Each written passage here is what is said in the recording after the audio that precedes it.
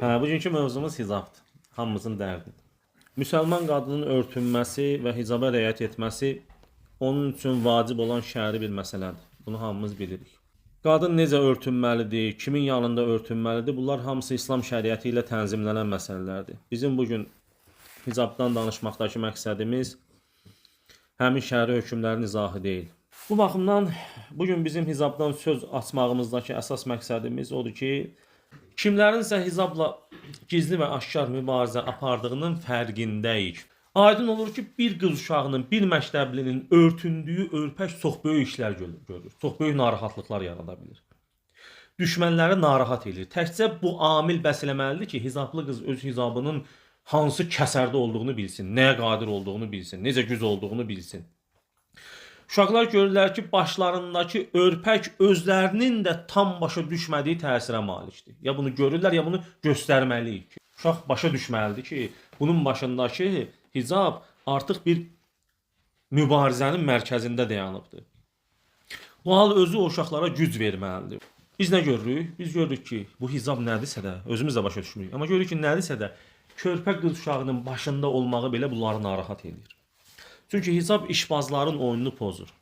Qadını bir mal kimi, reklam, şou, şəhvət, satış aləti kimi görənlər hicabı maneə bilirlər. İstəyirlər ki, qadından mənfəət əldə etmək istəyənlər var, vitrin malı kimi görmək istəyənlər var, cinsi istismara məruz qoymaq istəyənlər var.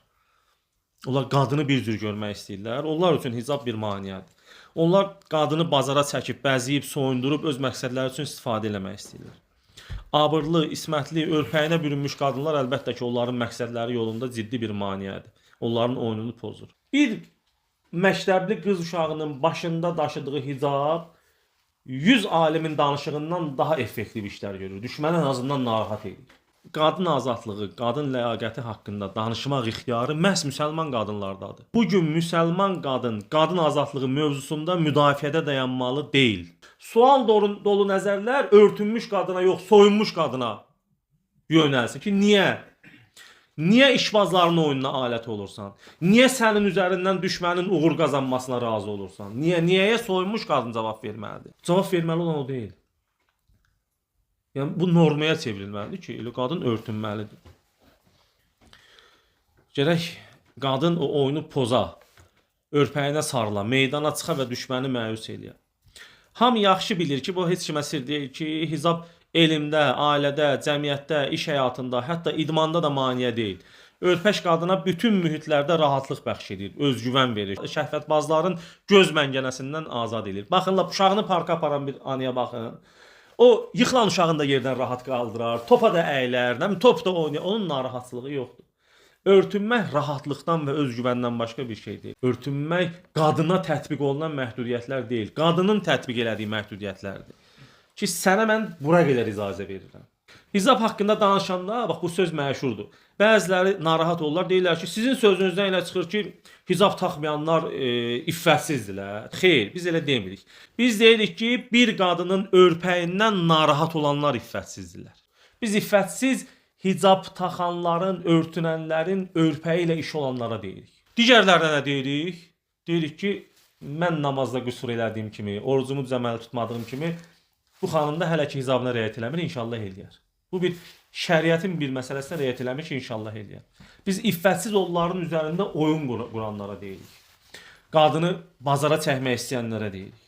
Onlara qalsa qadınları çimərlikdə nə cürsə istəyir ki, hər yerdə elə o cür olsun. Sanki qadının bütün hallarda vəzifəsi nədir? Kişinin xoşuna gəlmək. Yəni həmişə elə formada ol ki, sən kişiyə xoş gəl. Qadından onlar elə bir model düzəltmək istəyirlər. Gecə gündüz gərək qadın bunun üçün çalışa ki, mən gərək cazibədar olam. Qadın böyük missiyası olan, cəmiyyətdə üzərinə çox böyük vəzifə düşən əzəmətli bir dənə varlıqdır. Qadının büdrəməsi bir dənə cəmiyyətin büdrəməsidir. Qadının dik duruşu bir cəmiyyətin dik duruşudur. Bu həyatın bu keşməkeşindən, bu axirət zaman sıxıntılarından qadınlar sağ-salamat çıxsa, bu cəmiyyətə, bu millətə, bu xalqa inşallah ki, zaval olmaz. Amma nə edirlər? Qadını bu taxtdan salıb dəyərsiz bir vitrin malına çevirmək istəyirlər ki, bax biz gərək bundan agah olaq. Çox axmaq bir dənə yarış qruplar. Vallah billah bu normal qadınlara qədər gedib çıxır. Bunu o qədər ustalıqla eləyiblər ki, filmlərlə, kliplərlə, yazılarla, reklamlarla. Bir dənə yarış qruplar ki, kişilər tərəfindən ən çox bəyənilən və arzu edilən qadın özü ilə iftixar eləsin. Yəni qadınlar özlərini elə formada saxlamaq istəyir ki, hansı kişiyə desələr ki, bu 50 qadından hansını bəyənsən məni seçsin. Bax, oyun budur. Əslində qadın başa düşməlidir ki, bundan böyük təhqir ola bilərmi? Məndən bunu istəyirlər ki, hər zaman formada ol və hər zaman cazibədar sən ol. Örtünmək, yəni sizin bu axmaq yarışınıza qoşulmuram deməkdir. Örpəyə riayət eləmək odur ki, sizin bu axmaq yarışınıza, məndən istədiklərinizə boyun əymir. Mən sizə icazə vermirəm ki, məni əndamıma görə qiymətləndirəsiniz. Boyuma, buxunuma, nə bilim, qoluma, sinəmə, ayağıma görə qiymətləndir. Örtünmək o deməkdir. Hamının ağzından vurur ki, gedişinlə məşğul. Və çox maraqlı odur ki, qadın kimdən örtünməlidir? Naməhrəmdən. Və bəzi qadınlar var ki, deyir, onun da yanında örtünməlisən. Şəriət deyir ki, bəzi qadınların da yanında örpəyinizə riayət edin. Hansı qadınlardır? Sizdən danışarlar gedib başqa yerdə. Bu başqa bir mövzudur. Yəni naməhrəm ancaq əks cinsin nümayəndələrinə deyilir. Həm də qadının o cəmiyyətdəki missiyasını başa düşməyib, onun abrını aparmaq istəyən qadınlara da şəriət deyir ki, onlar da naməhrəmdirlər.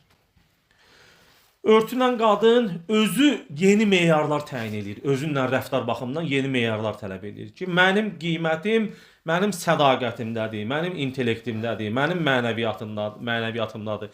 Mən vitrin malı deyiləm. Axı bu özü ayıb olar ki, biz kimlərinsə yağlı sözlərinə, komplimentlərinə inanaq, təliyə düşək və onların dediyi ilə oturub duraq. Onlar deyil. Bundan böyük təhqir mi var? Məsələn, şirin söz tələləri hazırlayırlar da. Sən qadınsan, xanımlığının qədrini bilməlisən. Qadın öz gözəlliyini gizlətməməlidir. Bəzənməkdən, əndamını nümayiş etdirməkdən çəkinməməlidir. Axı sən nə eybin var ki, ay bala örtünürsən? Yəni sanki örtünmək ancaq eyib gizlətməkdən ötürdür. Maşallah boyun, buxunun, sən niyə örtünürsən? Bəzən bunu ağlanar deyir analar, qaynanalar deyir. Çox təəssüflər olsun ki, biz bəzi şeylərə elə əvvəldən o alt qatları düzgün maarifləndirməklə düzgün qura gəlməsək, görəcəyik ki, biz qurmaq istədiyimiz ümumi bir geyim formasını ailəmizdən laxladırlar. Qadın anlamalıdır ki, o Adəmdən bəri gələn, Allahın vəd elədiyi, Quranda danışılan, dünyanın ən seçilmiş insanlarının ən ana mövzusu olan xeyir-şər savaşının içərisində bir döyüşçüdür, missiyası var, ondan gözləntilər var və o gözləntilərə görə Allahın ona münasibəti var. Fürsəti var ki, Allah onun əlindən tutsun desin ki, sən burada məhşərdə Fatimə-i Zəhranın yanında otur. Fürsəti var. Belə çətin vaxtda, belə axır zamanda da o çox qısa yoldu, çox kəsək oldu. Yəni soyunanlar bütün çılpaqlığı ilə soyunarkən sənin yəni bir gün məktəbli qızın hicab bağlaması bəzi İslam döyüşlərində döyüşçülərin ox atması qədər düşməni narahat edir. Ox atması qədər. Başında hicab daşıyırsan və sən müzahidsən. Sən Allahın xüsusi rəğbəti olan bəndələrindən birisən. Əgər bu gün düşmən hicabı hədəfə alıbsa, hicablı balalar dırnaqarası ziyalıların söz məngənəsində əzilirlərsə, təcavüzə məruz qalırlarsa, təzyiqlə üzləşirlərsə, hicab taxdıqları üçün ayrı seçkiliyə məruz qalırlarsa, düşmənə inat hicab taxmaq lazımdır. Allah eləməsin ki, bir qız, bir xanım həyatının bir dövründə qərar verə ki, mən hicabımı açmaq istəyirəm, mən hicabımı açıram. Bu mövzu, yəni bir qız həyatının bir dövründə qərar versə ki, mən hicabımı açmaq istəyirəm, bu çox ağır səhnədir ağalar. Bu demək deyil ki, həmin qadın pozulur, həmin qadın yoluna azır, əsla. Buradakı dəhşət odur ki, o xanım daxilən tükənir. Bax, o hicabın sonunda açmaq qərarına, atmaq qərarına gəlibsə, bu ağır bir dənə yol qət edibdir. Daxilən tükənib, həyat fəlsəfəsi solur, mənən tükənibdir. Hicabını açan xanım çox ağır və istirablı yol keçib. Çoxlu tərəddüdlər eləyibdir, açım, açmayım. Öz missiyasını unudubdur ki, bu dünyaya nəyə gəlibdir. Bütün uğursuzluqlarının səbəbi kimi hicabı görür. Nümayiş etdirmək üçün özündəki intellektə, biliyə, zövqə, incəsənət duyumuna, yumor hissinə, mənəvi zənginliyə inamını itiribdir. Özünü bütün bu dəyərlərdən yoxsul görübdür və səhnəyə öz əndamı ilə çıxmaq qərarı veribdir. Bu başa düşürsünüz nə deməkdir? Çox ağır vəziyyətdədir. O qadına, o xanıma, o qıza təcili kömək eləmək lazımdır ki. Bir insan özündə olan bütün zənginlikləri unudur, görməməzlikdən gəlir.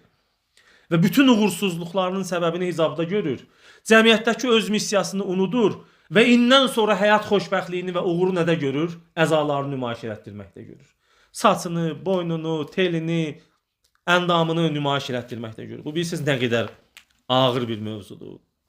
Özünü bütün bu dəyərlərdən yoxsul görür. O ətrafındakıların onu duymadığı qərarına gəlir. Bir neçə vaxtı bəlkə də o özünü ifadə edə bilmir. O bəlkə də özünü əşya kimi mi görür, özünü ifadə eləməyin yolunu mu bilmir, ya ailə bir boğucu bir mühit yaradıbdır, dostlara açıla bilmirmi, rəfiqələrə açıla bilmirmi? O qədər məhdudiyyətlər görür ki, gəlir bu qərarı verir. O unudur ki, onda cazibədar olan bədən deyil, nəzibliyidir, iffətidir, həyasıdır ki, onu daha da cazibədar edir. Hicab qadının özündəki intellektual və ruhani səviyyəsinə özgüvənin nişanəsidir. Bir qadın hicab bağlayırsa, örpək bağlayırsa, örtünürsə, deməli o öz intellektinə güvənir. Öz mənəviyyatına güvənir. O özünə o qədər əmindir ki, özünü təqdim eləmək üçün əlavə nələrinizsə nümayiş etdirməyə ehtiyac duymur. Özünü çox zəngin görür. Yəni deyir ki, məndə intellekt var, məndə incəsənət duyumu var, məndə zövq var. Örtünən qadın deməli daxilən özgüvəni, öz bacarıqlarına inamı, öz zövqünə, öz duyumuna güvəni çoxdur. Qadının kişiyə sərhəd qoyması, özünü, əndamını, hətta səsini ondan əsirgəməsi kişilər tərəfindən bəyan edilir. Qadının elə cazibədar olmağı onun səsinin belə zəif eşidilməyidir. Qadın nə qədər məhdudiyyət qoyursa, o qədər cazibədar olur. Həqiqətən də elədir ha. Qadın o vaxt cazibədar olur ki, özünü əsirgəyir, biraz ürkək olur, biraz çəkingən olur, səsini çıxartmır. Qadının cazibəli olması onun əlçatan olmamasındadır. Əlçatan, nə qədər qadın əlçatan olmasa, o qədər cazibədar olur. Qadınlar bunu bilmirlər ki, bütün onlara o gözlə baxan kişilər var, vallah deyirəm. Özlərinə ömürgün yoldaşı seçəndə örtünənini seçirlər, ürkəyini seçirlər, səsi az çıxanını seçirlər, daha yaxşı geyinlərini seçirlər. Qadın özünü o qədər uca tutur ki, örtünməklə, o qədər zirvədə görür ki, özünü. Telimi belə göstərirəm sizə. Əslində o qədər fəlsəfi bir bədii orada bir ruhu var ki, qadının örtünməyinin. Telimi də göstərmirəm sizə. Telim belə ardınca düşdüyünüz o şəhvətdən çox yuxarıda dayanan bir dəyərdir məndən ötürü. Azərbaycan qadının bu halı, bu yolu kimlərsə narahat edir.